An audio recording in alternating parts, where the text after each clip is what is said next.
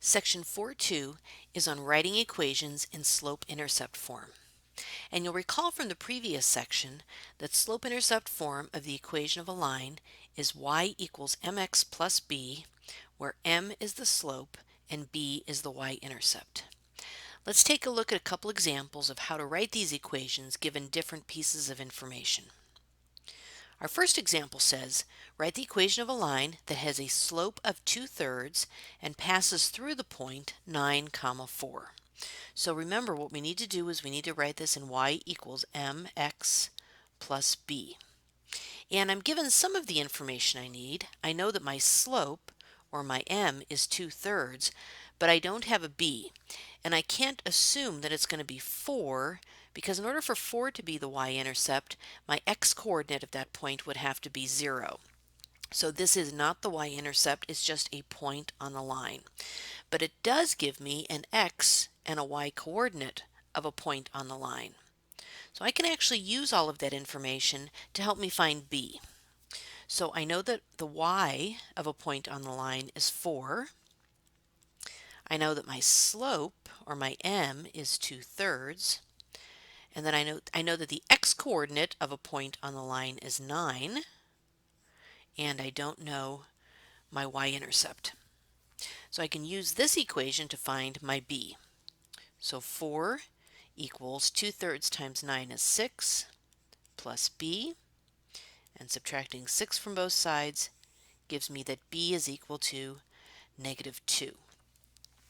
So now I have my slope, which was given to me 2/3, and I have my y-intercept of -2. So now I can write my equation, y equals 2/3 x minus 2.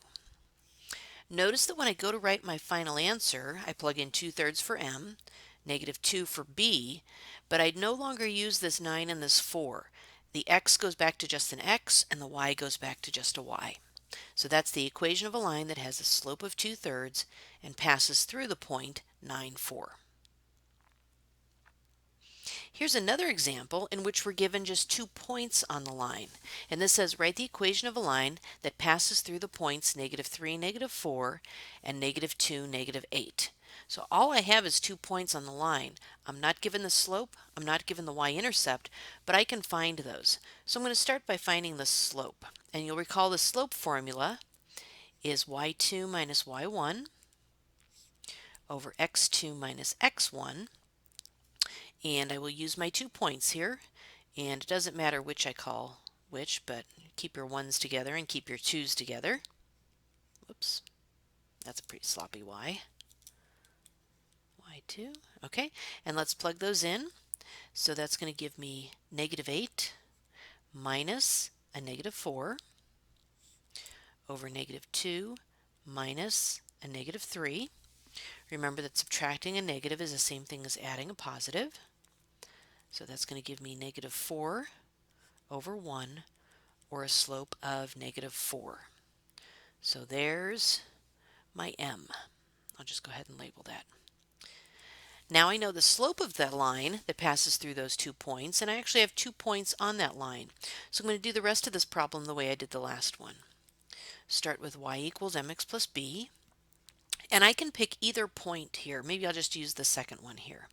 So I'm going to use a y of -8. My slope is -4. The corresponding x-coordinate is -2. And my b, I don't know. So -8 equals 8 plus b. And subtracting 8 from each side, I get that b is equal to a -16.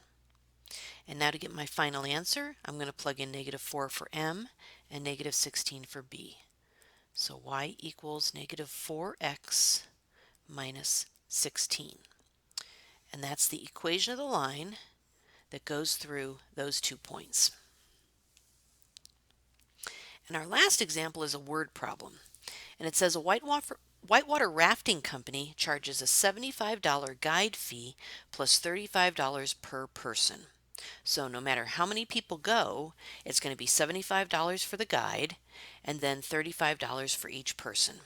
So the first thing we need to do is write an equation to represent the cost of a rafting trip in terms of the number of participants. So the independent variable, or what's going to change, is the number of people that go on the trip. So that's going to be my x. So my total cost is y, and notice that it's $35 per person. So that means it's 35 times x.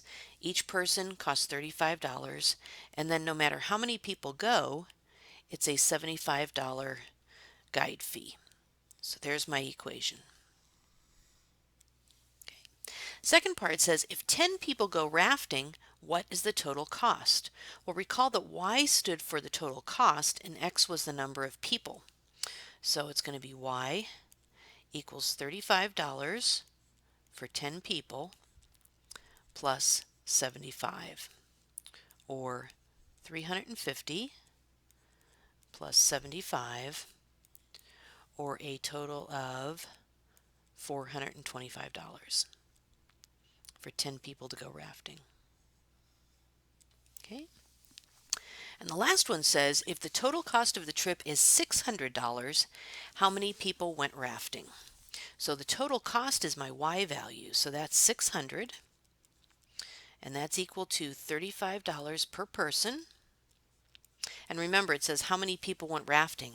X is the number of people, and that's what I don't know, plus the $75 guide fee. So I'll subtract 75 from each side. So that gives me 525 equals 35x. And dividing 35 from each side, hold on a second, I need to get out my calculator. Can't do that one in my head. Dividing each side by 35 gives me 15. So x equals 15. So 15 people can go rafting for $600. So this is a great example of writing a linear equation to represent a situation and then plugging in a number for x and solving for y, and then plugging in a number for y and solving for x. So in this section we looked at how to write equations in slope-intercept form if we were given the slope of the line and a point on the line, and also if all we were given was 2 points on the line.